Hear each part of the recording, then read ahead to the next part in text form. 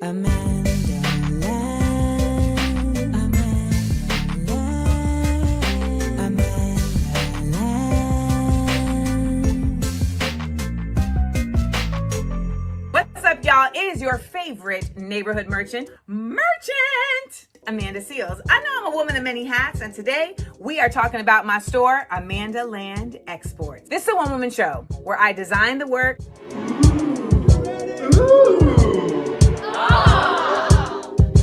I fund getting it made.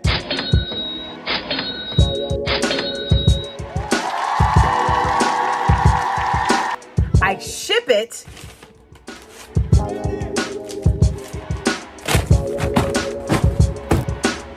And we're off to the post office. All right here. And thus, shipping times may take a little longer than usual. Sometimes you'll be like, where's my stuff? Where's my stuff? Why is it taking so long, Amanda? Listen, I'm not working with a warehouse of staff, just me. That's right, and I think that's beautiful.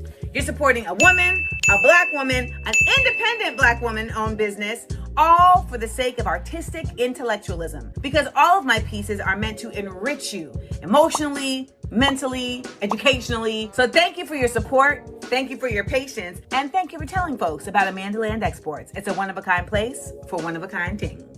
And sign up for the newsletter to make sure you don't miss the latest drop.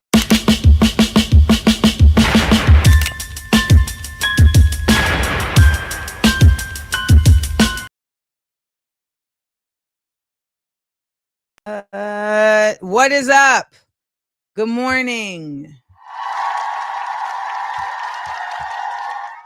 My anxiety is crazy today.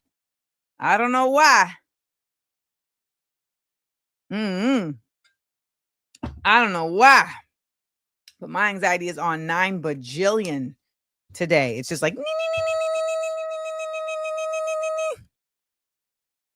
so I just want y'all to know that.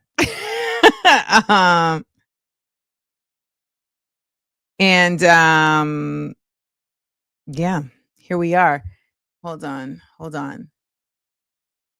I don't know. It's just like, it's hot. I don't know.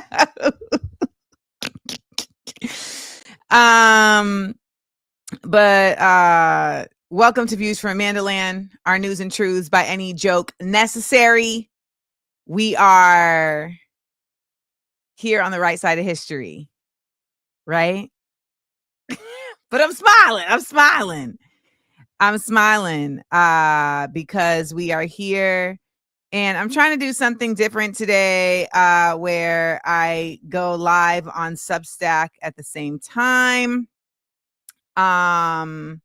so that they can I pin this message? I don't know. Am I able to pin this? I don't know. So that they can see what we do over here. Yeah, I'm just hot. I'm like, am I going through menopause like today? Like, is it happening today? Like, that's how it feels. Like, is it today?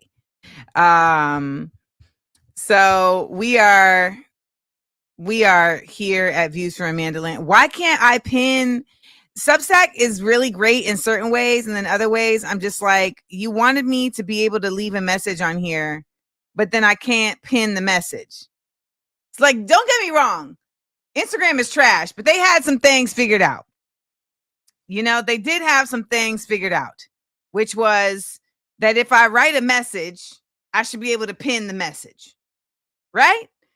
Or I should be able to like title the live. You know, it just feels like that's a thing that should happen.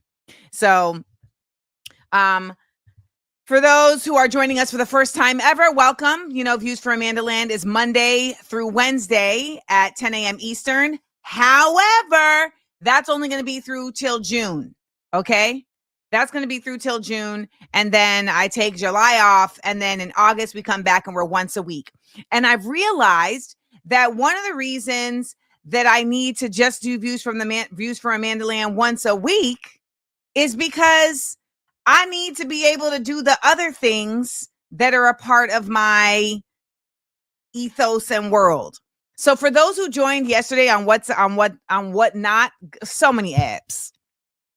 So many apps. For those who joined yesterday on the Whatnot app for my first AmandaLand exports show, we had a time, honey. We had a time. For those of y'all watching on Substack, you can't even hear my sound effects because you got to come over to YouTube Amanda Seals TV. Now I wish I had put it in the beginning of the chat. For some reason, no, it goes away. So I don't know how you're supposed to be able to tell people things. But yes, so we had a time. So make sure that you go and get the Whatnot app.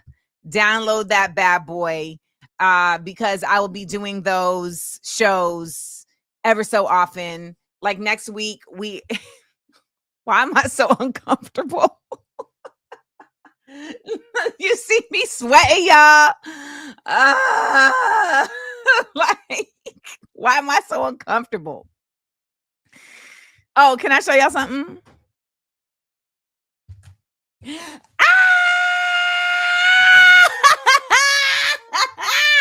It's a cool word. It's a cool word. It's a cool word. It's a cool word.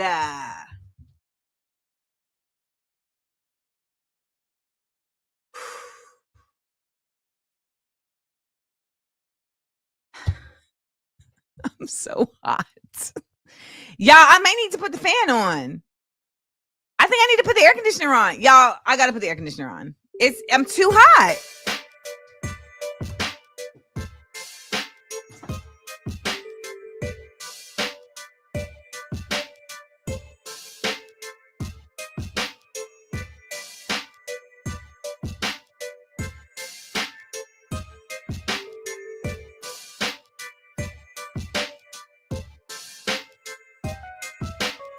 Why is it 81 degrees in my house? Why is it 81 degrees in my house? Why did chocolate melt in my house the other day? Like I found melted chocolate in my house. It was just there and melted.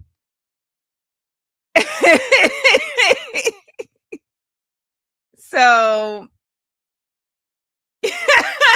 Rolando said 81 is a crime. But this is light. This is super light, y'all. This is super light. So it should not be making me like muy caliente. Someone said I will hold off on that AC to save some money though. I don't got no kids. I didn't go and work the way I work so that I got to hold off on AC. Okay. So I'm just saying. I'm gonna let the AC pump for a little bit and then I'm gonna turn it off. But it's not silky, but it's like linen. No, the reason it's hot is just because it's 81 degrees in my house. I know why it's hot. Hold on. I'll be right back.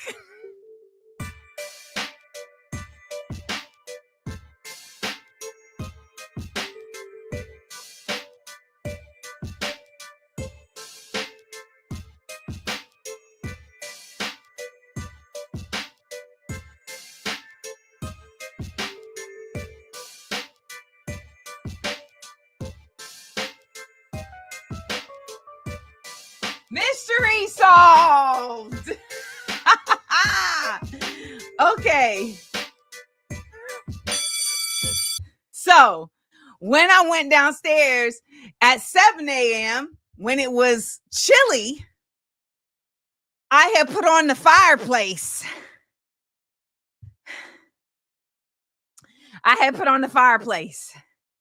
And you know, heat rises. Rising to the top. He rises. And my crib is like a cat tower. Okay? It's just skinny and tall. So I'm on the second floor here. And that heat was just pumping. Pump it up. Woo! Because by the way, I also thought I had bed bugs this morning. Because I've got like these bites. And I'm like, where are these bites coming from? I called my mother in a panic. And I was like, I think I have bed bugs, but I had inspected the bed and ain't no bugs. She was like, why would you have bed bugs?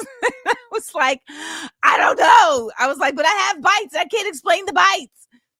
And she was like, but I mean, where would bed bugs come from? I was like, I don't know. And she's like, but you've been outside a lot.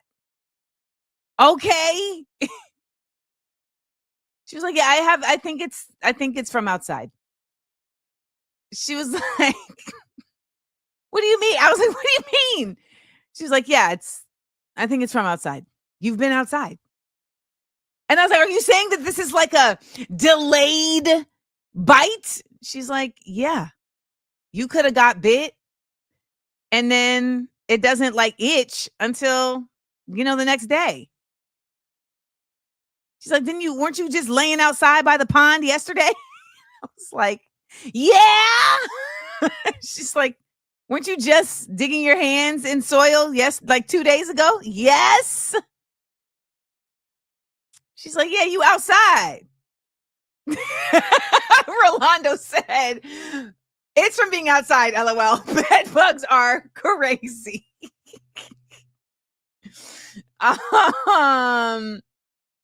Lena M said, I was living in the NYU dorms one summer for an internship and I gaslit myself into thinking I didn't have bed bugs the whole time I did.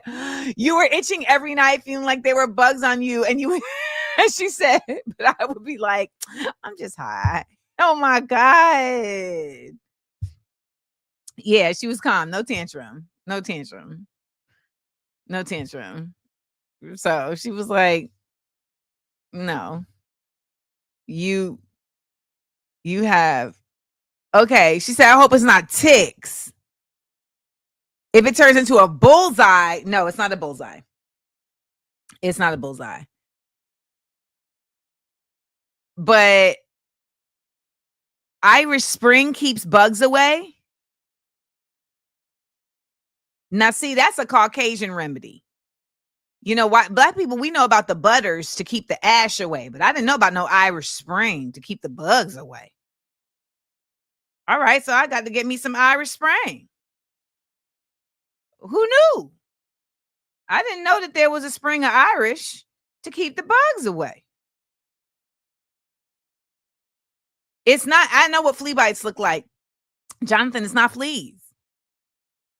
I just, I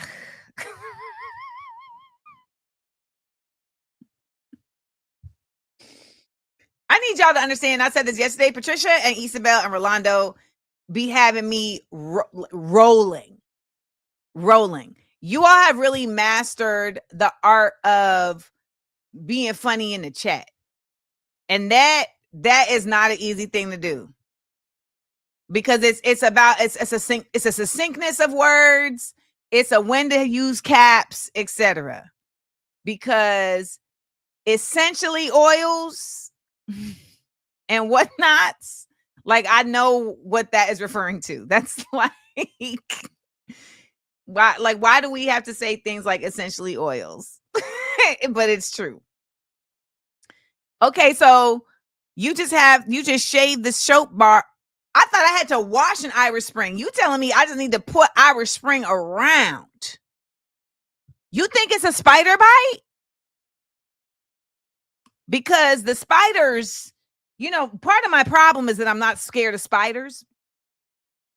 Oh, baby, Lovis, now everybody knows skin so soft repels bugs. Everybody know that. I mean, that's something that comes in your Black handbook. Yeah, that comes in your Black handbook.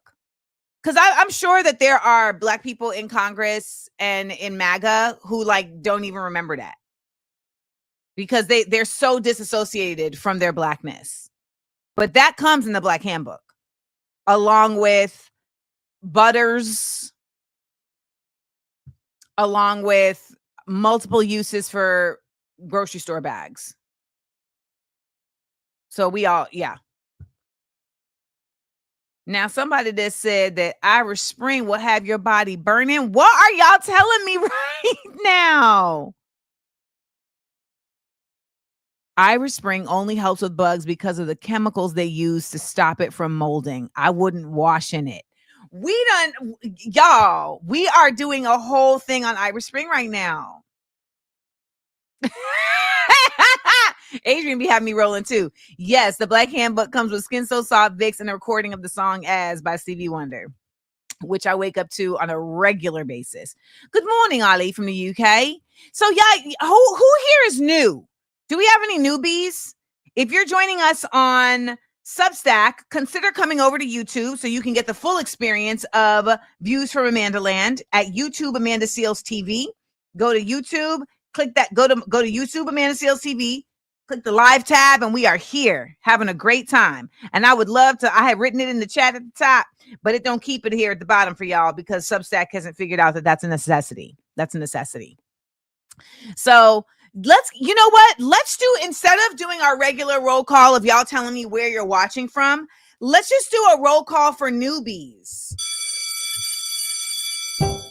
Now, see, if you want to hear this music, you need to come over here to YouTube Amanda Seales TV because we rock it. Hey. AmandaLanders here to learn if you're new. Hold on. I'm hearing a feedback that's driving me crazy. AmandaLanders here to learn. Drop it and tell me if you're new. No, hold on. I gotta figure out a lyric. AmandaLanders here to learn. Let us know if you're new. AmandaLanders here to learn. Hey! I got it. I said I got it, child. Shooby dooby dooby doo boo boo boo. AmandaLanders here to learn. Come through and tell me if you're new. I want to hear about people who are here for the first time telling me, let us know. AmandaLanders here to learn. Come through and tell me if you're new. Come on. Welcome, newbies. We want to know. We got Hatin Ali. We got Intergalactica in DC by way of Jersey. We got Grace Iwashita Taylor in New Zealand. We got, who are the newbies? You gotta let me know. We got. Where we got? No, now see, now I gotta keep up. Okay, Mrs. Cough is at the jail working. What you working on at the jail, Mrs. Cough? Or what you working on at the jail, Mrs. Cough? All right. Swanky Angelo's in. It's not different lyrics every time. I said, AmandaLanders here to learn. Stop through and tell me if you're new. Now that was different. It's Didi Viches from Boston. We got Alan watching from Cote d'Ivoire. MAA Muhammad is here for the first time. A fellow grandchild of Grenada. Bup. We got Anonymous Alexandria from the Buckeye State. We got Shara from the Bahamas. Okay, Miss McHoff teaches at the jail. Okay, we like that.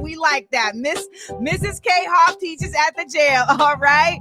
What else? We got Glasgow, Scotland. We got Jay Holmes, a newbie in Atlanta.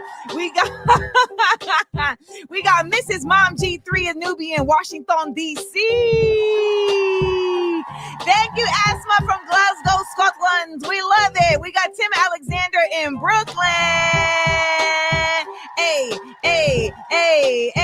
Come on now. AmandaLanders here to learn. Stop through and tell me if you're new. We got Micah Martin in Pasadena, California. We got Renisha who said, girl, I love you. So we just going to applause for that. All my newbies, I want to hear from y'all. Have we had Cote d'Ivoire before? I don't know if we've had Cote d'Ivoire before. Shout out to Donathan Robinson in Chicago. That's a newbie. Maya Angeline Dance said, good morning, just joining from work in Harlem. Shout to the whole uptown. Don't be scared, newbies. Let us know where you at. AmandaLanders here to learn. Stop through and tell me if you're new. Now, if you are somebody who's just never even spoken the chat, let this be your first time. Shout out to Cassandra Belton in Stone Mountain, Georgia. She says she's been a part of the replay gang the last couple of weeks, but she's here today. We got Marcus Effinger in Vegas. We got Sarita in Spokane. What's up, Australia? Yes! Dedication. And then my MAA Mohammed is in Brooklyn. Yeah.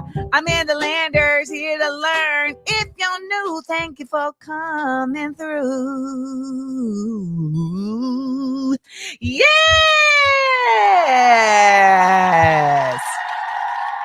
Lindy Lutuli. No, it's not. It wouldn't be a right because it doesn't have an X. I be doing too much. I'm that person that's like Hawaii, salsa. When I see South African last names, I be trying to like, ma'am, relax. You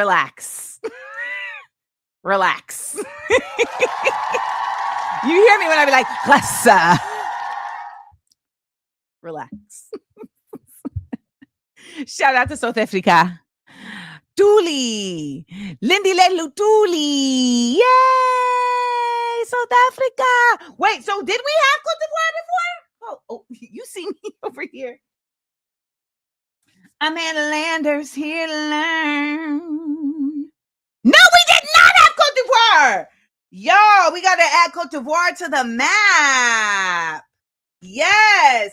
All my people who are joining us on Substack, come on over and join us on YouTube, Amanda Seals TV, because that's where you're going to watch views from AmandaLand. That's what we're doing right now. Oh my gosh, let's add Cote d'Ivoire to the map. Yeah, y'all, I had kind of like given up a little bit. And then I just remembered I'm one of the baddest out here. And I'm one of the only few doing what I do. So I can't give up. I got to like not get discouraged. I got to get determined. You know, I got to get determined. So I got to go harder. I got to really keep on being visible and promoting what I do, because I know what I do is for the good of the folks. I can't give up. I can't get tired. I can get tired, but I can't get discouraged, because I really am the baddest out here.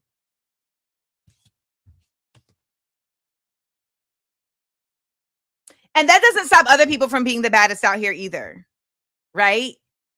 Because like I'm the baddest me out here, and there's only one me. You feel me? There's only one me, baby. But like if we went down a list of all the things I've been right about, can we real quick just go down a list of all the things I've been right about? Okay, because I was right about Cory Booker. Ding. I was right about Earthworm Jim on Insecure. Ding. Okay. I was right about DDG. Ding. I told y'all about Project 2025 a year before it popped off. I did. I'm not going to claim rightness about that because many of us were doing that. But I told y'all that the Democrats ain't really about you. Zing. All right. Kimberly Holmes, you better tell them people. I told y'all Biden was not going to run. I told you in October of 2023. I said Joe Biden is not going to run. He's not going to be the candidate. And y'all said, you don't know what you're talking about. You don't know. Zing. I had told y'all back in, you know when I Be Knowing actually popped off? I be knowing began because Kanye had did some foolishness, and I had been telling people that Kanye was on some bullshit, and people was on my head about it, and then he did some like uncontestable BS, and that's how I Be Knowing got begun. I was in DC in a hotel, and I saw the headline, and I just hit that window, and I said, I be knowing. It's early. Yes. I be knowing. Remember that? Man, I done told y'all something. Man, I've been writing about more things than I can even remember. All right? I've been writing about more things than I can even remember. I told my ex that Kanye was going to let him down. Show did. Walked in the studio one day and said, we're closing the studio. Man was out of a job, just like that. Got in the car and went home. Got in the car and came home talking about I don't got no job no more. Just like that. No extra pay for a month. Nothing. I told my ex Dame Dash was going to be funny with the money. He said, you're negative.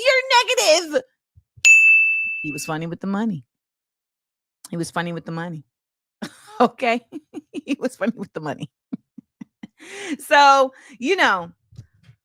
I'm only stating this, not just to big myself up, but because there's things about me that I see in other folks that I listen to that I feel like you can use as a barometer to really measure who you can be listening to. I was right about The Handmaid's Tale.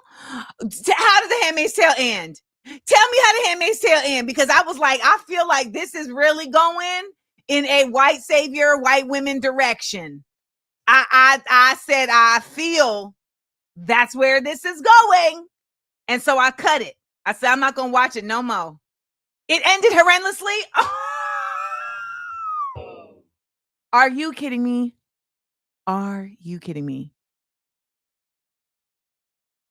Oh. I told you. Please spoil it for me. Give me the spoilers, because I'm not going to watch it. I told y'all, I said, I bet you they're going to try and redeem this broad. I bet you. I told you. I said, they're going to try and redeem this broad. June forgave Miss Waterfoot. I swear for Lord. You know what? Let me tell you, white women. Let me tell y'all about y'all.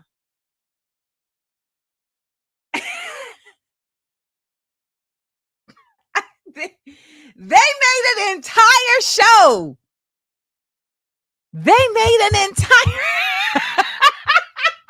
Felicia says she almost threw her phone. Somebody said to me on the YouTube the other day, it was a black man. I said, I had made a post about I said it on here. I said, some people definitely need to go. When they be like, don't wish death on nobody, I'm like, no, I do wish death on some people because they need to get out of here. And he said, that's because you haven't had a true Jesus moment and don't understand the power of redemption. Baby, I understand the power of redemption. I also understand that we shouldn't have to suffer through people's 40, 50 years of madness, crossing our fingers for their redemption. Y'all love to throw Jesus in. Jesus didn't even make middle age. Okay? The same way y'all love to throw Martin Luther King in. These brothers didn't even make it. Yes, brothers. They didn't even make it to middle age. The only reason the Bible got written is because all them other cats, they didn't get marked. They wasn't going as hard. So they lived after to write the story, and they wrote the story however it got written. But no, this whole idea of like, y'all be trying to throw Jesus in for everything. Jesus didn't even make it past his 33rd. You know how young 33 is? Please.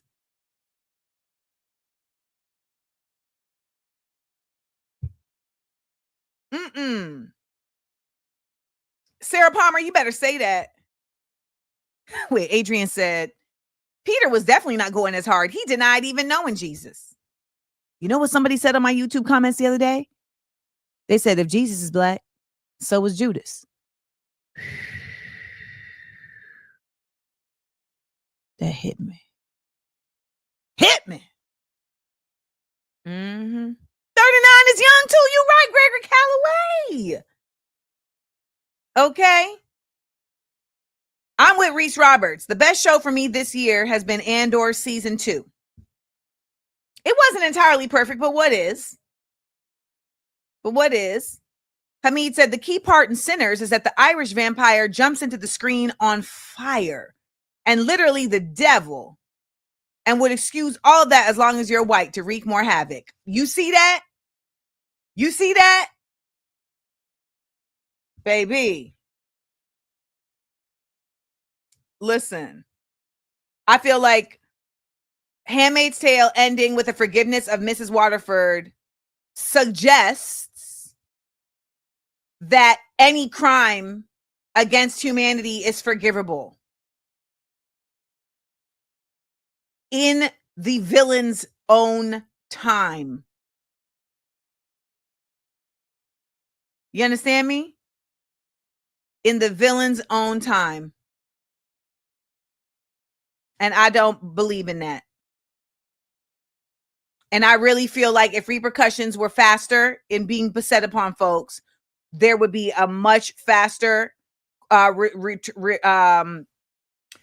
response to not doing the bullshit. I did watch Train to Busan over the weekend as well, Shamika. And Train to Busan was very much keeping it a buck. The Koreans really don't play around with the buck keeping. Okay? The Koreans really don't keep it. They don't play around with the buck keeping. I got to make a video about me watching these Korean dramas, because I be watching the Korean dramas, but I be sitting by myself narrating them in AAVE. Like, me watching a Korean drama is me, and it'd be like taking place in like the 1600s in the Joseon dynasty. And I'm saying the Joseon, I can't pronounce it yet. I got to look it up. But I'd be sitting there like,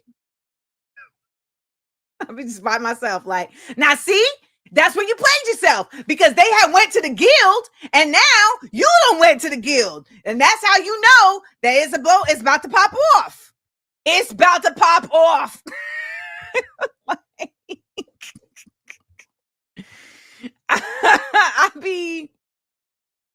I be in the crib by myself.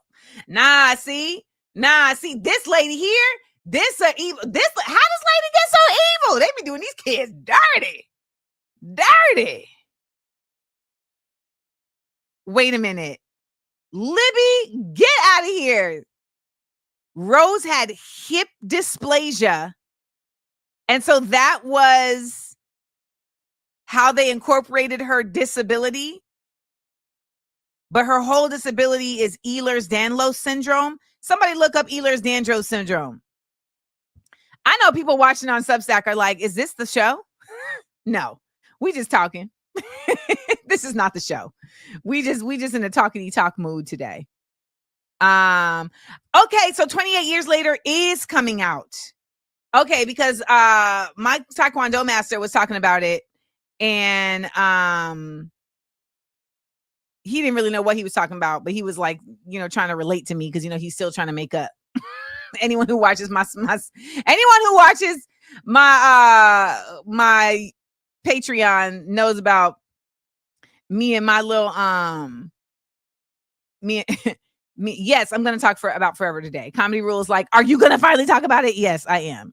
I promise. Okay. Ehlers-Danlos syndrome, a group of illnesses passed from parent to child known as inherited that affect the skin, joints, and blood vessels, requires a medical diagnosis. Joints may be too loose and able to move too far. Skin might be stretchy and might not heal well after injury. Libby says it's a connective tissue disorder. I have hypermobile. Oh, I have hypermobile type, and it took me 31 years to get a correct diagnosis because we figured out ourselves. I know that good times is in sarcastic font. Sending love to Libby out there in Wisconsin. I know we got definitely our disabled audience rocking out here at Views from AmandaLand. You know what? I would love to get more disabled advocacy conversations happening on here. The folks that I've reached out to have just kind of not been interested in talking. And I'm not sure if that's like maybe they have an issue with me or something. But yeah. I'm gonna keep looking. All right. Jamil has that disease?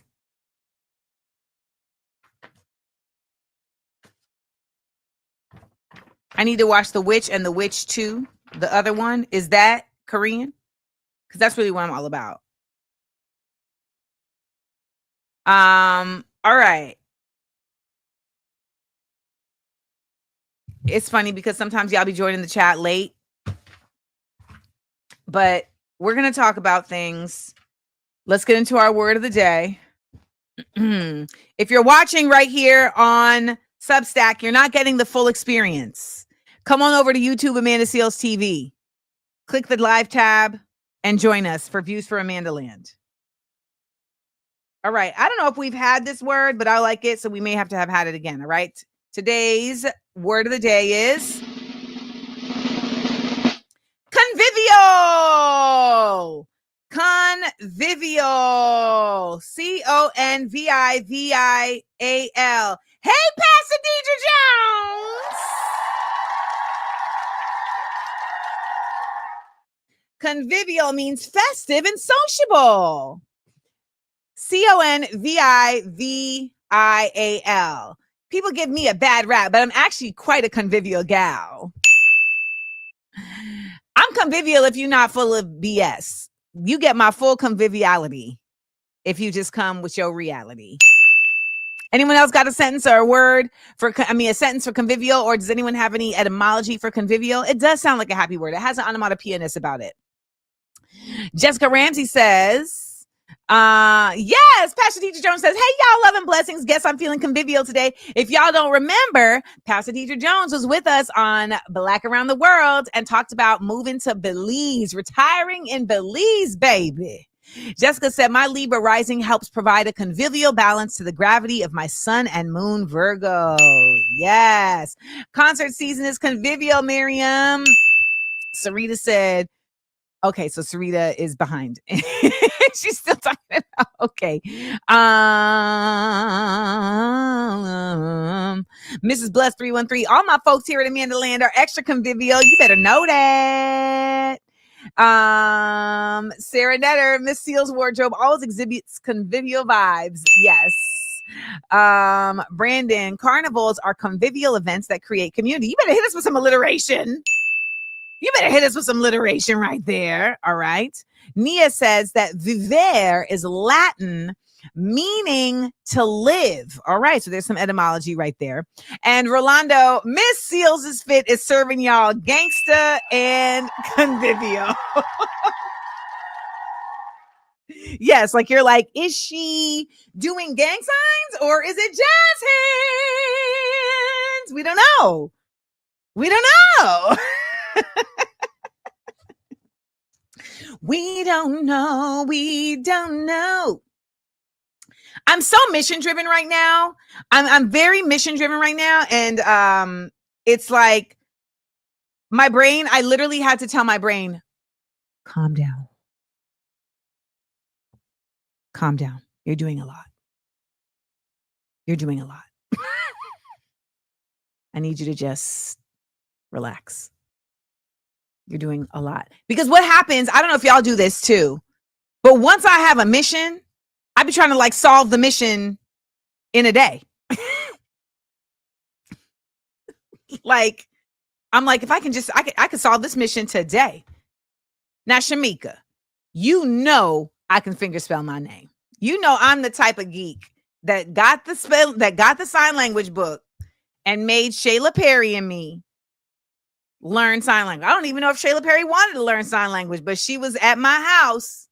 Actually, no, Shayla was down because we was practicing at her house and my house. A, B, C, D, E, F G H I J K L M N O P Q R S T U V W X Y and Z. Them is my ASL ABCs. Next time, won't you sign with me? Thank you.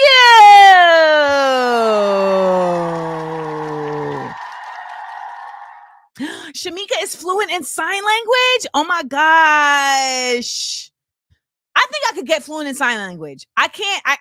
I'm not a polyglot. Like I can't pick up like language like that. But I feel like I could do sign language though. I feel like I could do sign language. But you know, that's the type of stuff that you also when you a only child, that's the type of stuff you'd be like, oh, I'm about to learn this. I could do this by myself. I'm about to learn this. I could write with my left hand. I remember one time being my mom had drugged me somewhere in Grenada, and I was so bored. It was like, I am dying right now. And my cousin was like, just practice writing with your left hand. And I was like, what do you mean? She was like, just do that. If you're bored, practice writing with your left hand. And I was like, yeah, I wasn't bored no more. At lunch or dinner with family, and they talking, I'm done. I'm building houses with these sugar packets. That's what I'm doing. I'm building houses with these sugar packets. Okay. Okay, so you should totally have Antoine Hunter on your show, aka Purple Fire Crow. They are a deaf dancer, choreography, and artist. Okay. I'm doing too much because I can't keep up. But you're right. I asked for people to have on, and I need to listen. Okay. No, I wasn't bored at someone's, like I was at some, like my mom had went to visit somebody and I just had to be there. You know, your mom dragged you somewhere and now you just there. You just there. They doing what they doing and you just there. You're 8 and you're just there. You're just like, why would you bring me somewhere where there ain't no kids? Why would you do that to me? It feels like an attack. Why would you bring me here where they don't got nothing for me to do? You didn't bring no book with me. You didn't bring no coloring, nothing. So I'm just here because that's really what happens. You just there now. And you're well behaved enough to not act up. So you really just there. Y'all remember that? Oh my gosh. That used to drive me crazy because I knew better than to act up. So I couldn't act up. But I also was dying inside. Why are we here? And like my mama know me. She know I'm dying. Get me out of here. And in Grenada, it would be even more boring because they don't even got no TV on. You don't know if you can even sit on this. Can I sit on this couch? I don't even know. Yes, we're going to stop just for a minute. Oh my God. Oh my God, Kate, that's a whole other level. Kate said, especially when you don't speak the same language as everyone there. Bawling emoji. That's rough. That's rough. Renisha said her son is a proficient ambidextrous. You better say that, Nene. I can paint with my left hand. Somebody in here was asking. I can paint with my left hand. I've never done like a full painting, but I had a cast on my right hand for a summer.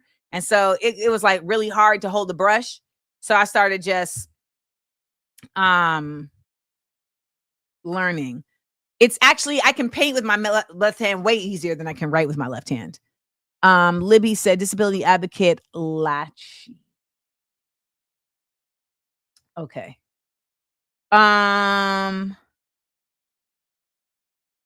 Ooh. Connie said, my mom would make us go test drive cars she never had any intention of buying. Miriam said French accent SpongeBob voice 4 hours later. I am dead. Oh my gosh.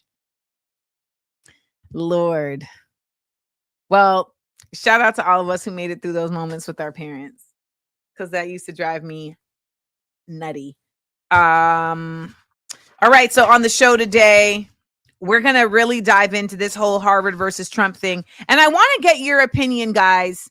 I want to get your opinion on whether or not what you think is really going on here with the whole international students situation. So let's put our heads together and let's do a critical thinking exercise around that. All right. If you're joining us on Substack, please come on over to YouTube, Amanda Seales TV, hit the live tab and join us here. If you do come over from Substack, let us know in the chat. Say I'm here from Substack so that we know, because Substack has given me emancipation from Instagram. That's what it is. So I got to build up my Substack. Why do you got to build up your Substack, Amanda? I got to build up my Substack because I got real things to say. And I need to break through what seems like an impenetrable wall of only white men talking about international issues and only analyzing global politics. It seems like there's also a wall of only a particular type of person being able to talk about particular things. And what I'm saying is I'm not referring simply to just like expertise, right? At this point, there's no real expertise in politics as much as there is an understanding of human condition, an understanding of American and global history, etc. But I do feel like I overwhelmingly see a white male lens that is being spoken through. And by the way, I'm not even saying that what they're saying is wrong. I'm just saying, why is it only them? Like, I feel like I see it all the time. And I am like, you know, why is it only y'all? I love drop site news, but it's like, okay, you know, I see Greg Stoker. Okay. We're going to have Jeffrey Sachs on. Incredible. You know, Chris Hedges, 1000%. Yes. Beinart, holla. However, where the sisters at? I don't watch the Black press streams, Joni, because I've done my time watching the Black press streams. And I feel like at this point, the Black press streams are very often not representative of what's really going on in a grand scheme of things that Black people fit into. And I think that we are past a point of solely looking at Black people in the United States in an isolated context. I've checked out some of Sabby Sab's stuff. But I really feel like there's just so much narrow-mindedness around Democrats. You know, I tried to link with Brianna Joy Gray. She was not interested. She's never had me on her show. She pussyfooted around coming on this show. So it's like, that's why I love Karen Atia. She's one of the few Black women I see that's really like talking about the full thing of things. And she herself has spoken to intersectionality. You know? I mean, not intersectionality, sorry, internationalist, being an internationalist. And I think that, you know, and so, you know, we became comrades the same way that me and Claudia de la Cruz became comrades, just because it was like, yo, this is our work because it's our values, not because it's our goal, like career-wise. We just figured out how to line it up. Okay, so Joni agrees. You know, me and Joni don't be agreeing all the time. Me and Joni agree on that. Now, you know, I don't do no native land pod, because you know I do not like Angela Rye and I do not like Tiffany D. Cross. Them girls was mean to me. So no, I do not listen to their podcast. And I also feel like from what I've seen in the past, they are staunch Democrats. And if you are staunching Democrats, I don't want to rock with you. No, them ladies was mean to me. They're going to clip that and put it somewhere, but I dare them to say otherwise. Okay. I dare them to say otherwise. So someone said, why were they mean to you? That's a whole nother story for another time. We're not doing that kind of tea today. Let me take a sip of my water, cleanse the palate. Now, Shamik's, you hear enough to know that I wouldn't just say that willy-nilly, right? You know I wouldn't just say that willy-nilly, Shamik's. Okay. Is that in my memoir? Yeah, I mentioned it in my memoir. Yeah, I just feel like a lot of these podcasts. Okay, I'm gonna say something that's very seeming like a blanket statement, but again, we know we vote.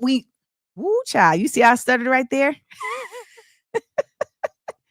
We acknowledged earlier that I be knowing about some stuff. Now, there's other people that be knowing. Okay, like Tito Comrade and his wife Bianca on Instagram be knowing. He ain't been wrong yet. Okay. Generational News be knowing. He's very particular about his words, but he knows when it comes to that military stuff, he be knowing. He don't talk all willy-nilly. He'll be like, now see this right here? This is the problem right here. They're not going to do that. He be knowing. You got to watch the people who are speaking without sensationalism. You got to watch the people who speak without editing. They speak with thoughtfulness, but they're not speaking with savvy. You feel me? And that to me is a really important aspect of where we are right now. And it requires media literacy, and it requires an attentiveness that a lot of us have been trained out of. However, it is really important because we now live in a time where so many people just want to be famous. So many people just want to be seen. So many people just want clout. And there's so many opportunities to get it. So I think some people even inadvertently find themselves just like saying things because they feel like the space calls for a certain type of performance, but it's not necessarily what they really believe. And I have experienced people doing that in real time and leaning over to me and saying, oh yeah, I'm just doing that for the interwebs. I don't even really believe that. So it's like, you know, if you have people that you feel meet these standards, meet these metrics, these criteria, drop them in the chat. You do that too. Well, you can do that too yet.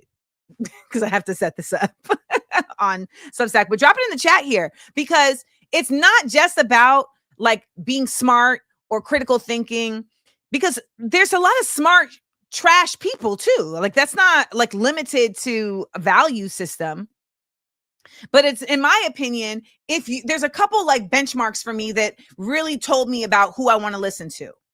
If your reasoning for not being critical of Kamala was because you felt like if you were being counterintuitive to your own liberation, I'm looking at you different. And not because I feel like we have a difference in opinion, but I feel like we don't even understand liberation the same. It's not just a difference in opinion. Our understanding of liberation is not the same. Yeah, Grits and Eggs is a great podcast with Deontay. I wanted to get Deontay on here, but you know, we have those interviews on Wednesdays, and he was like, I can't do Wednesdays at all. I'm just completely unavailable on Wednesdays. So I was like, all right, well.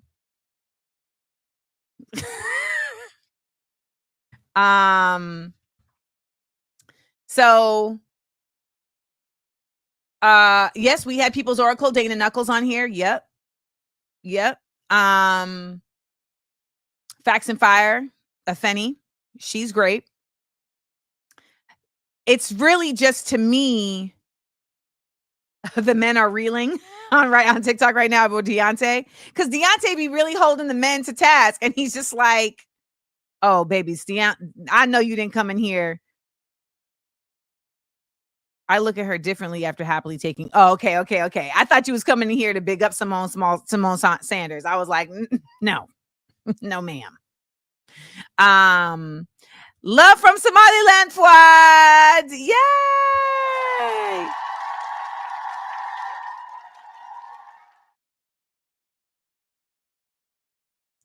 Yeah, I don't know why Deontay was. I don't know what goes on Wednesdays, but Deontay said, I can't do it. I can't do it. So, yeah, would love to have him on. Maybe I'll get him on the podcast. But Deontay Kyle, he did a video where he was talking about basically, if memory serves me correct, he was just talking about how like a lot of men don't hold each other accountable. He was also saying that, you know, a lot of men do not acknowledge like their role in anything. And, you know, the podcast bros, they're like, stop talking, stop yelling at me. Stop yelling at me. So it's 11 o'clock. We haven't even talked about anything. We've talked, but we haven't gotten to the news yet. So let's get into it right now. If you're just joining us, welcome to Views from AmandaLand, your news and truths by any joke necessary. Thank you for waking up on the right side of history. Please remember to join us right here at 10 a.m. Eastern at Amanda Seals TV on YouTube. Make sure to comment, make sure to like, make sure to subscribe, make sure to share the show, tell a friend, all the things, all of the things. Blackberry news, politics, Blackberry news, pop, culture, Blackberry news, sports, Blackberry news, justice.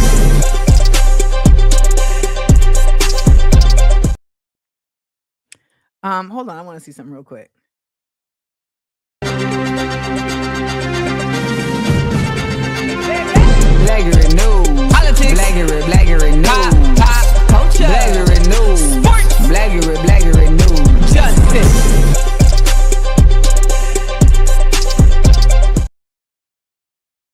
Okay. So, Harvard versus Trump. I really am actually surprised about this, to be honest, because I really didn't think it was going to go this far. And I don't know, he's really mad. Now, you know, none of these folks are smart enough to get into any of these schools. They got in because of legacy. So, you know, all of that is really what it is. But when I talk about Harvard versus Trump, I'm talking about the fact that he is really going hard against Harvard in a myriad of ways. So first, he, you know, took their funding. He took a bunch of funding that was allocated to them. And now he is saying that he wants to take the rest of it. And he wants to apply this funding to trade schools. Now, I think he thinks that to be honest, I had to catch myself because I was like, is he serious? And I'm like, no, he thinks he's being disrespectful right now. That's what he actually thinks he's doing. He's actually being disrespectful. But, you know, trade schools are actually also necessary as well. But he said, I'm considering taking $3 billion of grant money away from very anti-Semitic Harvard and giving it to trade schools all across our land. What a great investment that would be for the USA and so badly needed. Well, are you saying that because, you know, you have all these very highly skilled immigrants that you're kicking out of the country? Is that the issue? Because I think when people think about like migrants and immigrants and they think about the work that they're doing, let me tell you something. Rolando and Emerson put one hell of a bathroom in my basement, okay? Because I'm telling you, those were some serious skills that they was doing in here. Genius level work, all right? Because in other countries, they have to learn how to build things properly because ain't nobody coming to do it. Ain't nobody else coming to do it. So they have to learn how to do it themselves. And so they mark it, okay? And they come back here, They come over to here, and then we end up getting to level up our life utilizing their skills. And then these people have the nerve to think that it's going to be just that easy for Jim Bob and Clancy to go on and just learn. Okay? Like, Adrienne, why do you think I know how to sew? I know how to sew because my mother's from Grenada. That's why I know how to sew. That's why a lot of people in the South know how to sew, because you got to make it yourself. All right? So there's this whole idea that, you know, the trades is a diss to Harvard, but the reality is that the workers in the United States that are American born don't have the same level of skill, largely also because there's a whole capitalism element to why they learn the skill that is not about literally like my own. I want to know how to do this for my family. I want to know how to do this for my community or whatever. Right? So, and then, like Hamid said, they classify those jobs as labor jobs, not highly skilled jobs. And then they end up taxing them in a very different way. And at this point, the lower you are on the rung, the more harm you are getting in taxes. So, but yeah, you know, these people. So I also want to know if he even know what anti-Semitism means. I just wish somebody would actually in the White House press conference ask Karen Levitt, what is anti-Semitism? Just ask her that. What is anti-Semitism?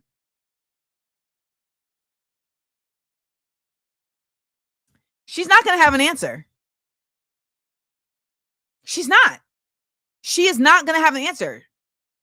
The term anti-Semitism at the root is a false flag. So let's just start there, because the people who are touting anti-Semitism the most are not even Semites. Anti-Semitism is referring to people who speak Semite languages. The Ashkenazi Jews in Poland and Germany, etc., they weren't speaking a Semite language. They weren't speaking Hebrew.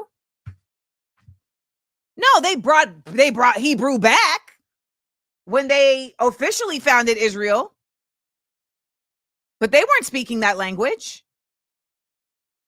So this whole Semitic thing is about hating on folks that speak Semitic languages. You know, like Palestinians speak a Semitic language, Arabic. I promise you, she don't know what anti-Semitic means. And then if you even use it in a colloquial term, she don't even know what that means neither, because she's anti-Semitic. These people don't actually like Jewish people. They don't like anybody that's not like them. Period. So, you know, sometimes I get tired of having to constantly repeat the same things over and over again, but it's imperative that we do so because we have to continue to challenge the cacophony. And the truth of the matter is that there is no anti-Semitism in the form that they are ascribing it at Harvard, the same way that there's no white genocide in South Africa. Okay? Neither. And this whole business of we're fighting anti-Semitism, we all know that is just narrative, the same way that Hamas is narrative, the same way that now they are really trying to make immigrants evil is the narrative. Okay? They're really about this life of trying to make immigrants evil. That's the narrative they own. And it is wild to watch, to be quite honest. It's wild to watch. Yes, they love to call like lefties terrorists. Like, what are y'all talking about?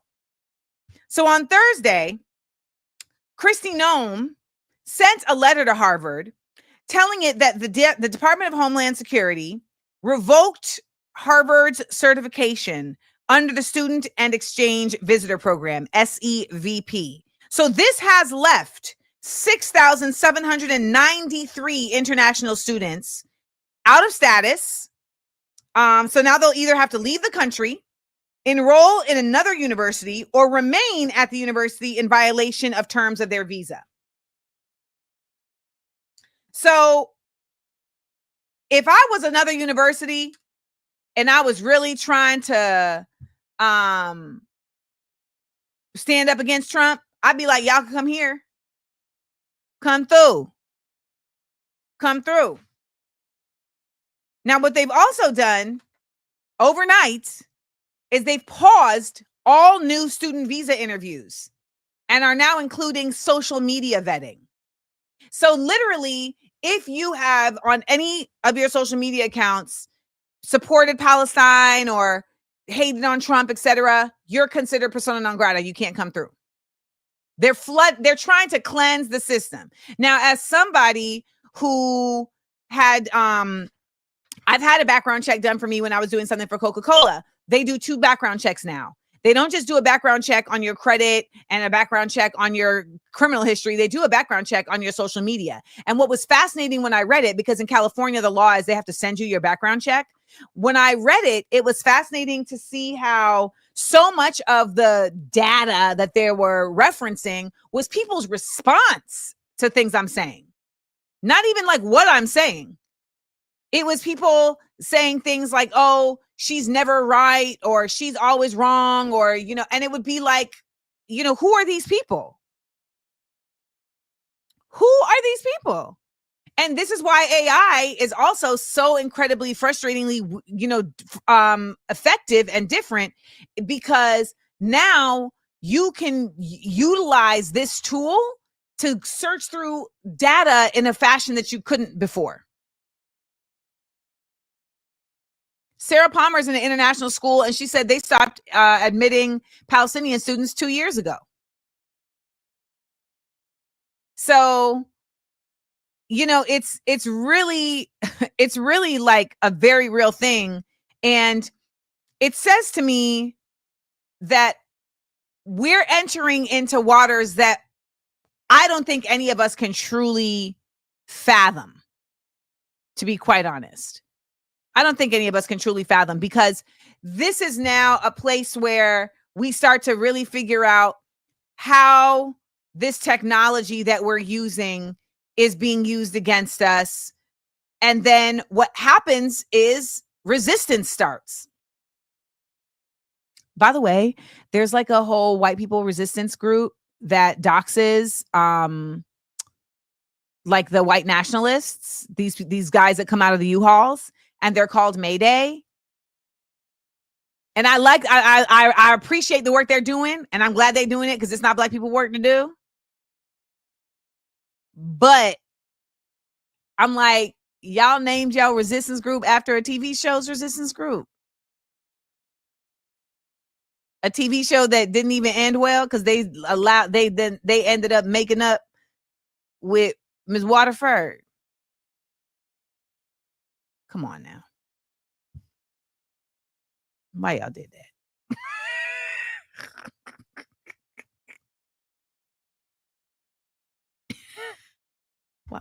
Why y'all did that?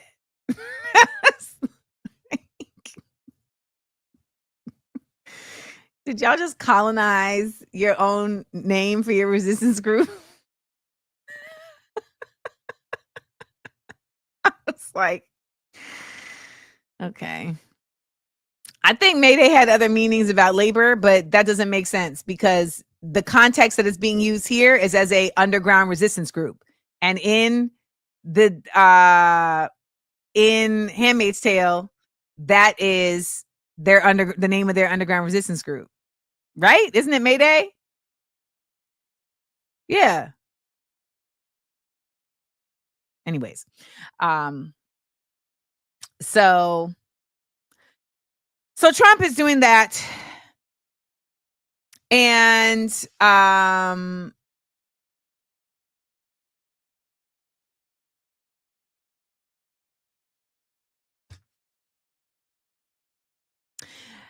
Kismet said something earlier that I didn't acknowledge, but Kismet, you said that They always say, listen to Black women, but so many Black women these days are not talking about the grand scope of things on these apps. And I be finding them, and I be bringing them on this show. I be finding the ones that do, and I bring them on the show, or I bring them on my podcast. Okay. So all of this is happening. In the meantime, in between time, Harvard says, first of all, what is he talking about? We're not doing any of that. We're not anti-Semitic. And someone asked, well, why didn't they stand up this way for Claudine Gay? Claudine Gay was a Black woman. That's why they didn't stand up for her this way. And I wish you Black people who are watching this would understand that you get put in positions to be put out when things go left. That's why you're there. Okay. All it took was Bill Ackerman saying one little itty bitty thing about some BS about her somehow plagiarizing, which they didn't really prove. And his wife did the same thing. And they were like, oh, we're out of here. We don't want to have this fight with you. When you are put in these positions that you think are me being a Black woman breaking through the ceiling, if you do not fortify your position with other folks that are allies, that are co-conspirators, baby, you didn't do nothing. You didn't accomplish anything. All you did was get used. And that's why so many don't seem to understand that. They think the accomplishment was them getting there. No. The accomplishment is not you getting there. The accomplishment is what you do once you are there. And that is what I meant when I said to Kamala, when she asked, what do you want me to do? And I said, be different. You sitting up there as the vice president, acting like and doing less actually than the rest of these white men who came before you is not the accomplishment. I don't consider that to be anything that is really noteworthy. Your second seat of empire? Good for you. No. What would be noteworthy is if you got up there in the second seat of empire and you actually made efforts to deconstruct empire. You see, I was drinking the Kool-Aid when it came to your man's Barack Obama's. Okay. I was drinking the Kool-Aid with Barack Obama's because I was thinking, well, he got there. Oh my gosh, that's such an incredible feat. No, you were put there. Barack Obama, let me tell you something about Barry. Barry smooth talked, grown and sexied his way through empire. And we all sat there and watched. We watched that like Donnie Simpson on Video Soul. Okay. We was all there. I had the merch. We was there, baby. Yay! I was on the lawn. I almost got frostbite for that man. That Kool-Aid was well sugared. Well sugared. Yes. Only to find out later, this man was a terror. How you get a Nobel Peace Prize while you are dropping bombs everywhere? How that work? How does that work? I can't call it. I just know that there are higher powers that stay looking out for me, because back then I was like, dang, everybody at the White House, man, I just need to keep working harder so I can get there too, like everybody else. I am so thankful that I do not have to apologize to y'all for being up in the White House. I am so thankful that I don't have to look back and be like, man, I was there with them. I was there with them. I'm so glad. You know, he had y'all hoodwinked. And when I say y'all, I mean me, us. Okay. We was there. We was excited. We was watching other people be there and excited. And I never went. I never got invited. And now I understand that there's always a higher force that's like, nope. Amanda, that's not for you. All that Puff Daddy time. I remember when people was on my neck because Issa had a Puff Daddy party. She had a party with Puff Daddy. And people was like, oh my God, Amanda Seals is the only one who's not there. And I was like, nah, y'all got it. And I'm sure nothing funny style happened, but I am not associated with the daddy of Puff. I'm not there. I'm not associated with it. I don't by any means think any type of freak offs happened at that event. I'm just saying people were shading me for not being present there, and that being some indication of why I am unlikable. But what I'm saying is that, listen, yeah. So, you know, y'all, sometimes you be feeling left out. Just wait it out a little bit. That's the moral of the story, okay? You be feeling left out, wait it out a little bit. Because I know there's some people who didn't get their visa approved, and they like, I'm glad I didn't go over there to them United States. Okay? I'm glad I didn't go over there to them United States. Everyone respectable did not stay out of those events. My point is that just because that Puff Daddy party that Issa had was with Keke Palmer and what's her name? Yvonne Orji. I mean, they're respectable, but he was a name. And so people want to hang. You know, like I can tell you that there were people who, when we were fiending to be at the White House with Obama and when other folks was there with Obama, there were people that knew back then what people like myself didn't know. There were people that were looking at that and saying, look at those coons. And I would have looked at them and been like, how dare you? How dare you? But now with more education, more understanding, more knowledge, I'm sitting there with them. I get it now. Okay? So sometimes it just takes time. Most times it just takes time. But the truth is that if you don't allow your mind to go there, you'll never get there. You'll never get there. Syra Rowe is the one who opened my mind. She just said something that was so off the wall. And now it's not off the wall. But when she said it to me, it seems so off the wall. But by then, I had already come to understand that Syra Rowe, you know, she's many things, but she ain't a liar. She's intense AF, which I can respect. She ain't a liar, though. And she said something to me that was just so off the wall extreme. I couldn't let it go, though, because I know she ain't a liar. And I know that there have been Black women who are like, oh, she's anti-Black, etc. I have yet to see the examples that they have said, because they never are able to provide me with any examples, ever. I say, give me examples, and they don't give me examples. However, sometimes people will say something to you that they feel that you're ready to hear, and you may not feel you're ready to hear it. But if it's someone you trust, then it behooves you to consider it. It behooves you to consider it. And what considering does is it forces you to look into things, to read, to research, to expand, to reformulate how you're understanding things. And a lot of times people don't want to do that. You know, they don't want to do that. But it's very helpful. And we are in an age right now of Aquarius where all of these tenets and tent poles that we've been building, these false all of these tenets and tent poles where we've been building these false identities, they're crumbling before us because they were built on sand. All right.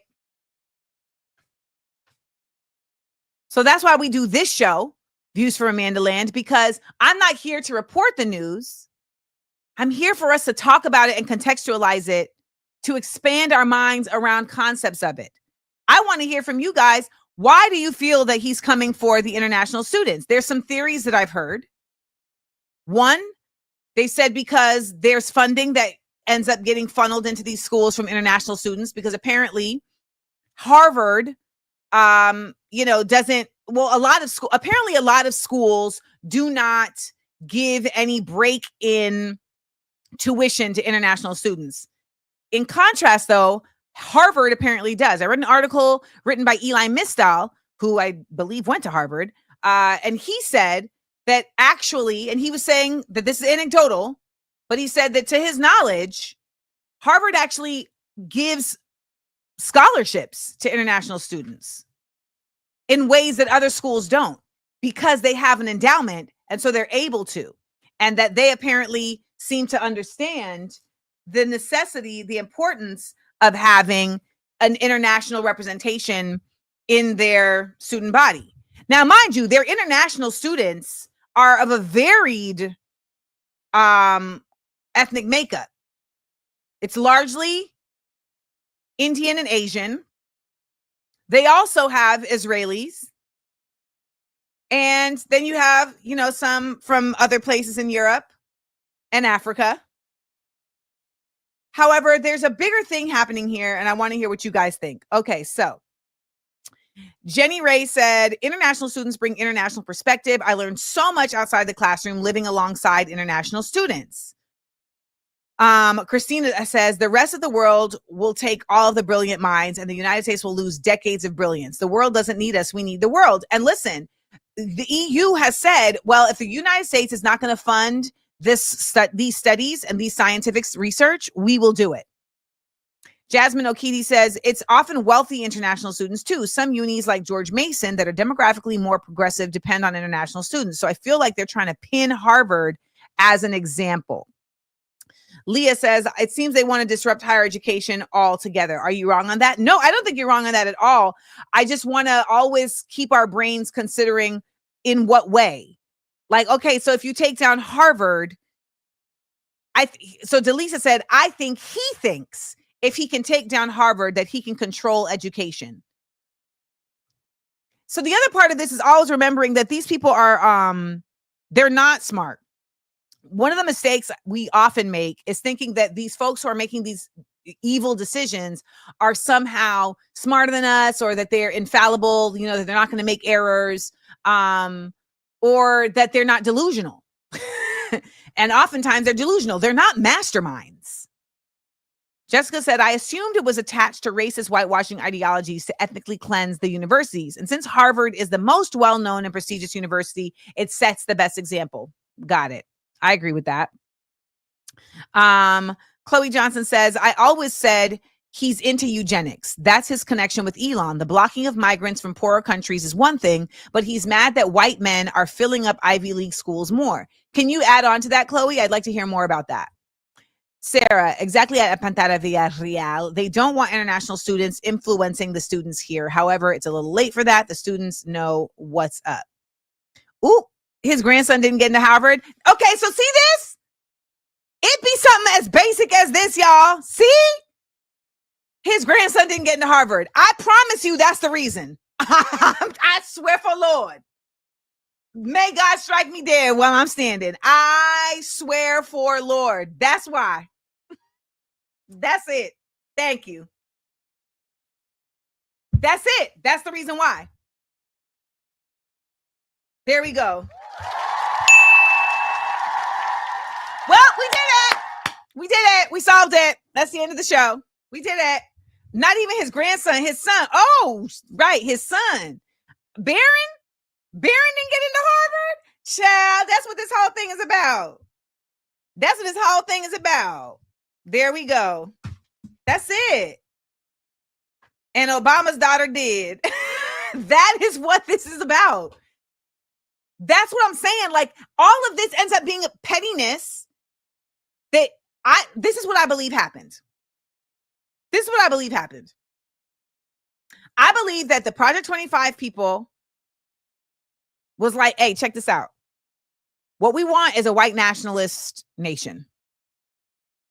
We want your help doing it. And then if you help us, we won't stand in your way, and we'll let you put whoever you want in place to get whatever revenge you want. And he was like, yeah, let's do it. I'm telling you, I really believe that's how that happened. That's how that happened. You cannot convince me otherwise. Because he's not somebody that is like he's a weak man. He's a weak man. Now, in response to this, Harvard has always offered free classes. However, now they're offering more. And okay, Felicia, you better say my words back to me. The truth is a short route. It is. That's why whenever you see people writing essays on Instagram and whatnot that are not like, an essay is for Substack, not for your response to something. If you got to write me an essay to try and debunk what I'm saying, I stopped reading. Because what I have said does not, no. The truth is a short route. Unless it's my memoir. And you're going to get every detail. Okay? You're going to get every detail.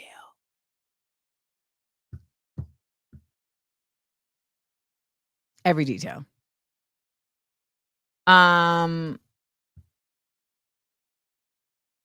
So Harvard has decided to offer some free classes.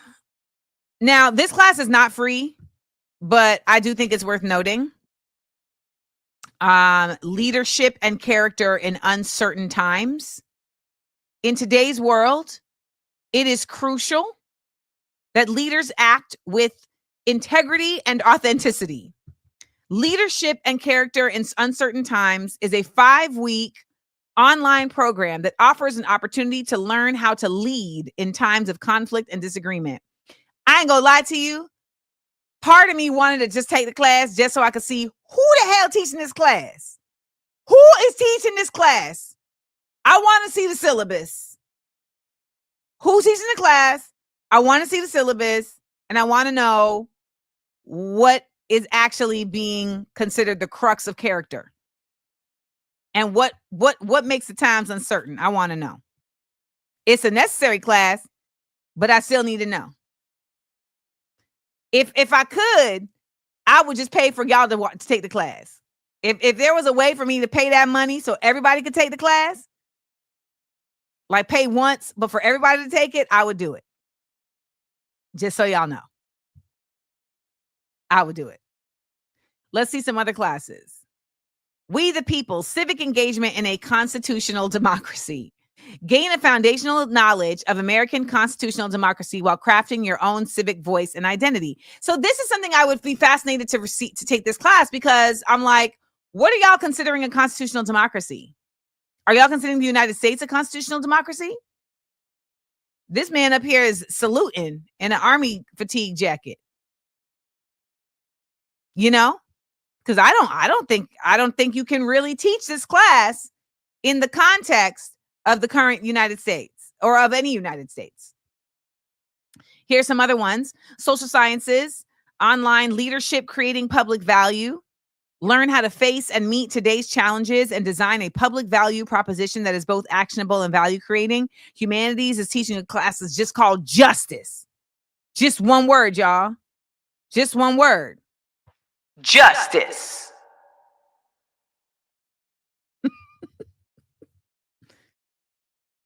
Okay. And this introduction to moral and political philosophy is one of the most popular courses taught at Harvard College. You're also able to take this social sciences class, Citizen Politics in America, Public Opinion, Elections, Interest Groups, and the Media. Learn about the forces in American politics that seek to influence the electorate and shift the political landscape. There's also U.S. politics and institutions, Congress, presidency, courts, and bureaucracy. Examine the inner workings of the 3 branches of the U.S. government. Everybody needs to take that class. Everybody need to take that class. If you're here with me right now, this class is available. You should go take it.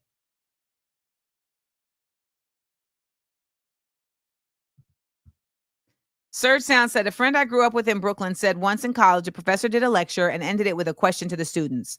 Why? While everyone wrote entire dissertations, my friend said, and then you put ellipses. So now we all dying to know what the rest of that. Roxanne Gay is Claudine Gay's sister. Fascinating. Is that true? Like, that's official?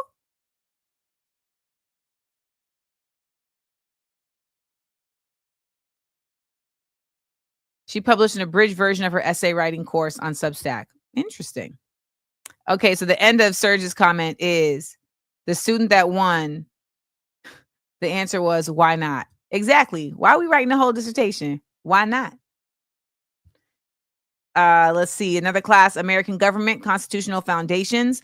Learn how early American politics informed the U.S. Constitution and why its promise of liberty and equality has yet to be fully realized. That sounds like a banger. That sounds like a banger. And you can also take U.S. Public Policy, Social, Economic, and Foreign Policies. Now, I think all those are, pretty interesting and can definitely give you some insights into things that you may have gotten rusty on or that you didn't know. Okay. However, if Harvard is giving out free courses, I said, well, what about the Smart, Funny, and Black Academy? What free courses would I give out if I had the time to give out free courses? Well, one, I think that we could absolutely do well with hot sauce on Makluba. Okay. This is a social sciences online course, and it is a comparative study. It's a comprehensive comparative analysis of the interconnectivity of the Black American and Palestinian struggles for liberation. The course requirement is eating seasoned food. Okay. Now, the cost is it's free. The course is 5 weeks long. You have to register at the cookout. That is where registration will be for this class. The next class that the Smart, Funny, and Black Academy will be offering for free if I had time is Ideologies of High Quality Whitery. All right. It's a deep dive into the tenets and practical application of allyship beyond being at protests or posting to social media. The course requirement is divestment from whiteness. All right. Now, the class is free. However, the course length is lifelong. The deadline for registration is immediately. That's a deadline. The deadline for registration is immediately. Y'all like, I want to take this class. Don't make me have to take these. Don't make me have to make these classes up, y'all, because I'll mess around and do it if I have the time. The last class that we'll be teaching at the Smart, Funny, and Black Academy, if I have time, will be offered by the Physical Education Department, and it is called Chokehold Release Tactics and Techniques. Students will learn effective measures to release from being relentlessly held by capitalism, trusting Democrats, and thinking that being married is a measure of a woman's character. The course requirement is a willingness to lose friends and family. It is available for free, and it is going to be held every holiday. Okay? This is a rolling admission. So we look forward to seeing you at the Smart, Funny, and Black Academy. And hope to see you enrolling shortly in these very necessary courses for our elevation. So, free courses. Now, this segment was brought to you by Small Doses Podcast, the latest episode that drops today, Side Effects of Divesting from celebrity.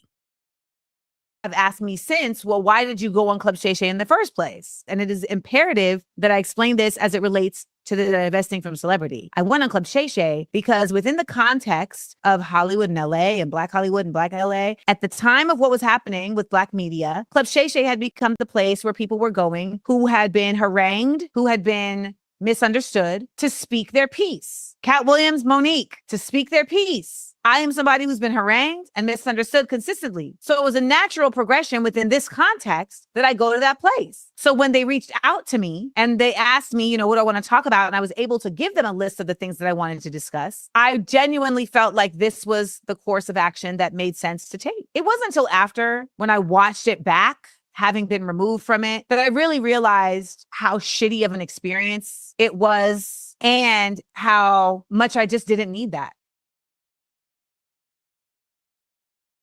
So check out Side Effects of Divesting from Celebrity, available right now wherever you get your podcasts. If you're joining us here on Substack, please come on over to YouTube, Amanda Seales TV, and join us for Views from AmandaLand. And if you do come over here and join the chat, make sure you let us know that you came from Substack. We haven't seen anybody yet. You listened to this morning on Spotify. The billboard part took you out. I think I know which part. I'm not sure if I remember what billboard story you're talking about. Are you talking about the one where I took the date to the billboard?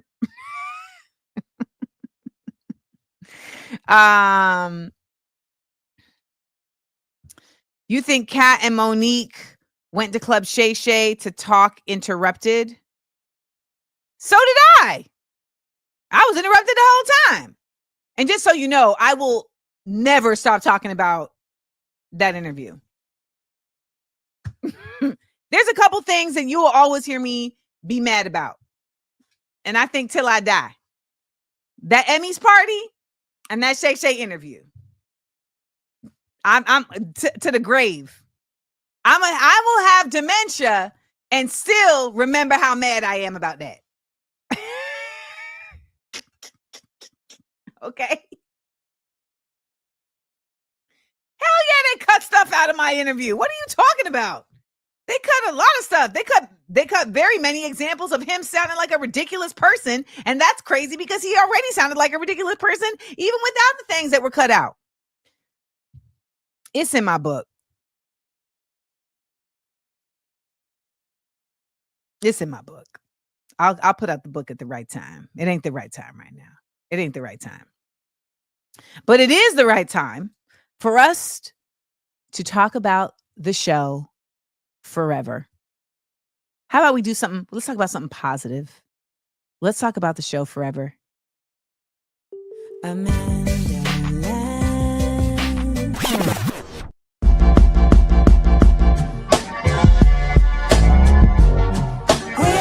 We up.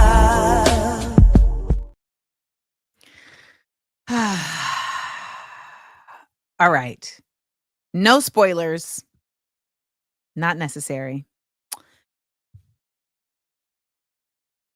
So let's talk about the show Forever. I'm going to write a piece on this as well. So the show Forever is a series created by Mara Brock-Akil, who also created the show Girlfriends. And it is a reimagining of the Judy Blume classic, and it is on Netflix. And it stars two young Black people and a bunch of other Black folks. And I have to say that I was so touched by this show in a myriad of ways because it demonstrated Black love in a myriad of ways that we do not get to see. So often Black love is contextualized within a framework of just like struggle and of forces at work. And it's not to say that those are not real things that are working against you. However, what it does is it dehumanizes our love experience, and it prevents us from seeing representation of ourselves as being able to love each other on multiple levels. We get to see Black love on a romantic level in this film with the two main characters, on a young romantic level. And when we talk about romance, I'm not talking about partnership yet. I'm just talking about the actual process of getting to love, of arriving at love, the clumsiness of that process, and the many things that are in the way of that process that have nothing to do with the actual thing, but that have everything to do with your youth, right? With your surroundings, with your inability to control your surroundings as a youth. And seeing that through the lens of two thoughtful young Black people was something we just never get to see. We got to see Black parenting in a way that we rarely get to see. And we got to see Black parenting in so many different versions. The mothers weren't the same. The fathers weren't the same. The granddaddy wasn't the same. And seeing that was, I think, really a beautiful, conscious decision that the writers made. Because the truth is, we are not a monolith. However, the love that all of them had for their child was monolithic. And that was something I really appreciated in the nuance. All of them fiercely loved their kids. However, demonstrated that differently. And that is something we rarely get to see. We often are only seeing one version of what family looks like. And it's either we're together or we're apart. They actually had a unique version of together and apart. I've never seen that in the show, but we know it's real. We know it's real. And there were points at one point, you see, I'm in it now. There was points at one point where I said, wow, I thought I didn't like Buddy, but now I understand. Referring to her father. So I want you to also watch without judgment. And it's so easy to do because also we've been trained to watch like reality TV where we're just literally judging who we're watching because we don't want to judge ourselves. But I want us to watch this with an open mind and an open heart and open consciousness. We got to see Black partnership. This is different than Black romance. Black partnership is two adults being together. I want to talk about that outside of their partnership as it relates to their children. Because it was really their partnership as it relates to each other that we got to see. We got to see examples of deference that were not submission. We got to see examples of regard without disrespect. We got to see examples of disagreement without disrespect. We got to see examples of understanding without enabling. That is something we just don't see enough of. And so it is so difficult for so many of us to live it in our lives. And in this show, they managed to do it. Now, Mara Brock Akil has said that this show is very autobiographical. It speaks to the experiences of her children growing up in LA within these wealthy white spaces. There is absolutely a real commentary that is being done within the nuances of them existing in these wealthy white spaces. But it is not about wealthy Black children. And I need to be clear about that nuance, because that may make people say, oh, this ain't for me then. This is not a show about wealthy Black children. This is about young Black people and their world, and them trying to somehow create their own world within their world. Then we have Black love of self. Now, this is something we do not see enough of on the screen. We talk about Black love all the time, about seeing Black romantic love, but we rarely get to see Black love as representational in the love of self and what that looks like beyond getting a manicure. What that looks like beyond leaving an abusive situation. We rarely get to see Black love of self outside the contexts of vanity and victimhood. We get to see it here. We get to see a multiple display of examples of what self-love is and the uniqueness of what that is as a Black person in the United States. So if you have not taken the time to watch Forever, please make it your business. I texted Mara to share my love. She did not text me back, but that's fine, because I'm sure she's flooded with folks sending her the same messages, because this was an incredible piece of work. It was expansive, not only in the actual content itself, but in what it brings from the viewer. What it brings from the viewer. It's the kind of thing also that will make you look at yourself. And I believe that that is the best art, particularly right now, that we need. We need art that is reflective. And you know what they say, the best art comes in the worst times. So that is what I aspire to do with my work. Please come and see What Would the Ancestors Say this Friday.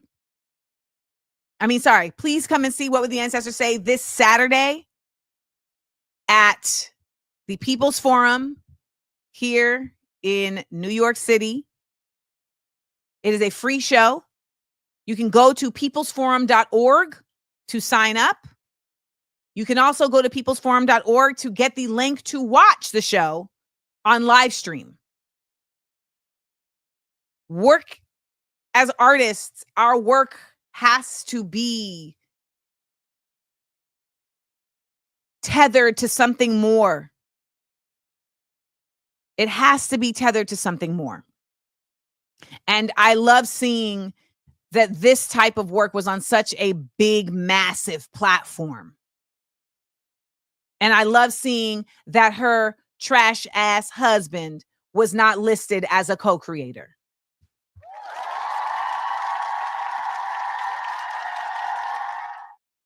Okay. So shout out to Mara Brock-Akil, and shout out to also showing that, baby, it ain't over till it's over.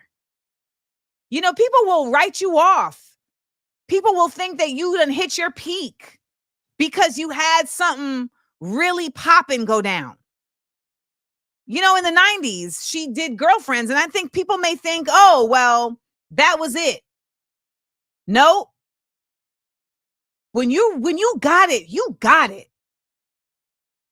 And when you got it, you're going to do it. And you're going to keep figuring out how to do it, because their no's cannot get in the way of your yes. You hear me? So shout out Tamara and her writing staff, and shout out to these performers. Shout out to the director. Shout out to my homegirl, Tim B. Banks. I saw you on the TMs. She directed a few episodes.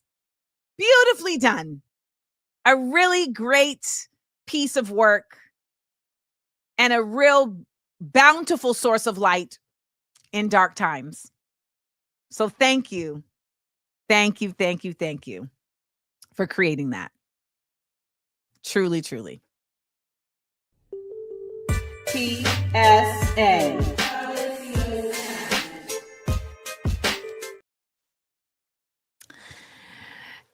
Well, this is our Friday here at Views from AmandaLand.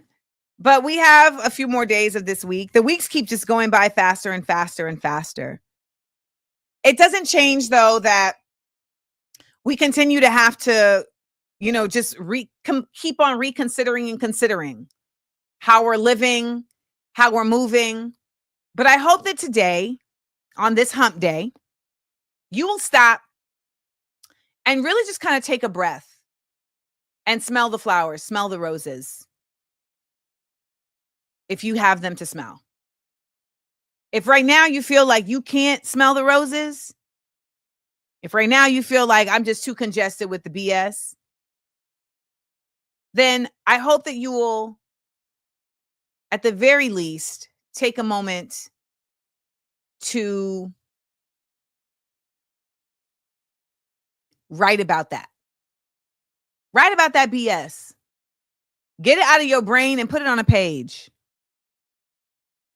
That is something that I feel like we don't do enough of. It sits in our mind and it festers, it ferments, and we don't get it out. And some of us don't have anybody to talk to.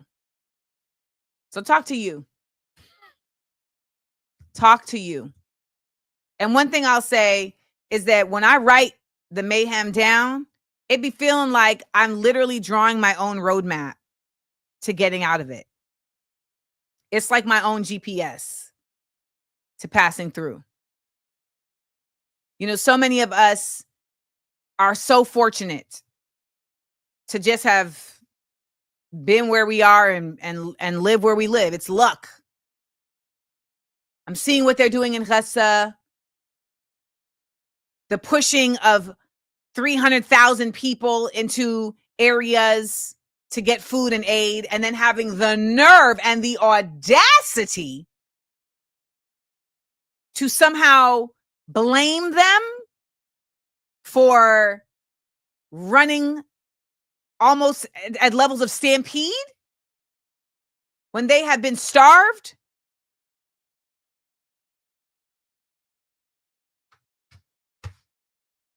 We are among the wicked.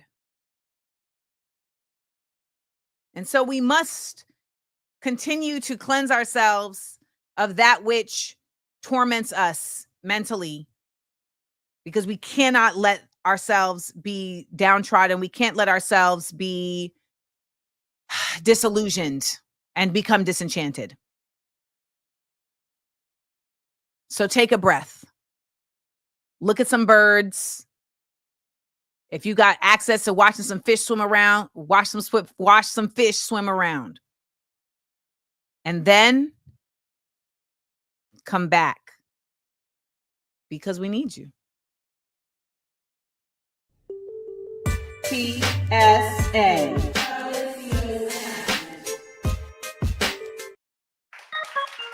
Hey, come on now. What's up? Show your love. Thank you to everybody out there for watching the show.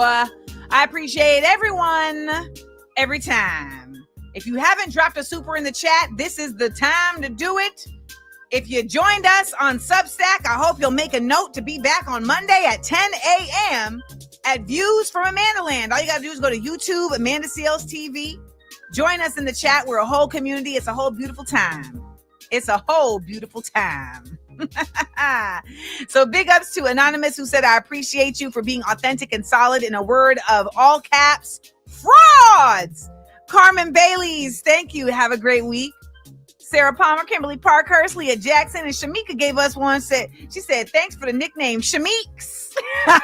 That's a new one. And thanks for showing off your finger spelling skills. I'm going to show my students.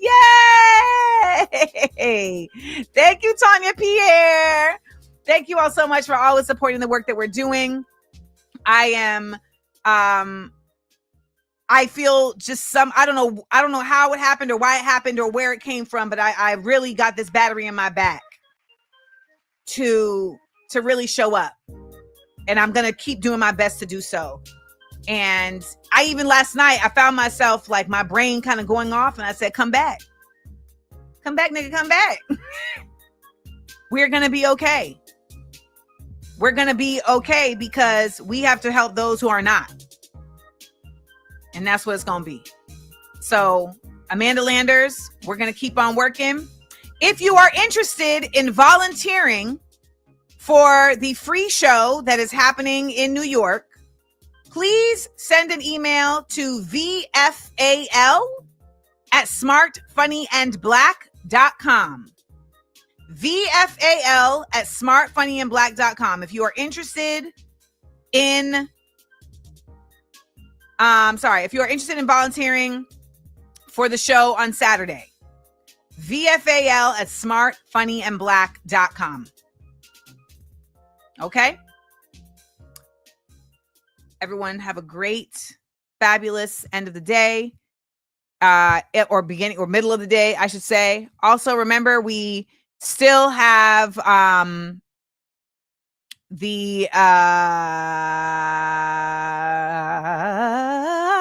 hold on one second. We still have the ancestor calling cards available at AmandaLandExports.com. We got the Harriet Tubman, we got the Frederick Douglass, the Martin Luther King, the coloring card. And again, I said this on Whatnot yesterday, but I'm going to say it again here. You are getting 2 of each. Oh my God, 2 of each. Yes. Yes, you're going to get 2 of each card so that you can keep one for yourself and that you can send one to whoever you feel needs it. All right.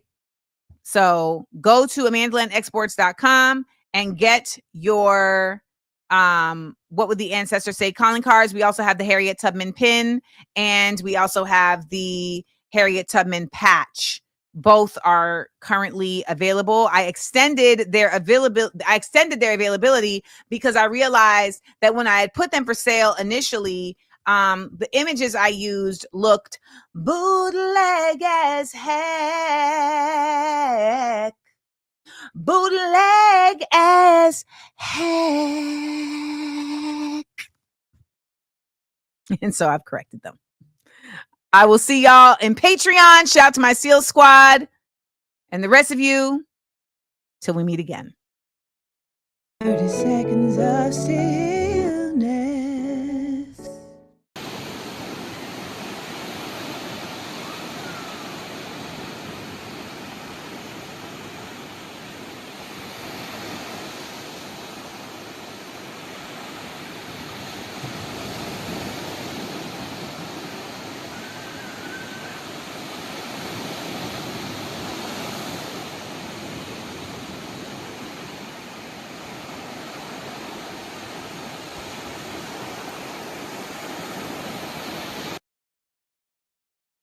I enjoyed laughing and learning with you.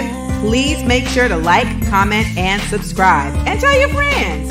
Also, listen to the podcast. It's available everywhere pods are casted. Listen ad-free by subscribing to Patreon Amanda Seals. Come on and join the Seal Squad. Views from AmandaLand. Live 10 a.m. Eastern, Monday through Wednesday, with content on Thursday and Friday at YouTube Amanda Seals TV.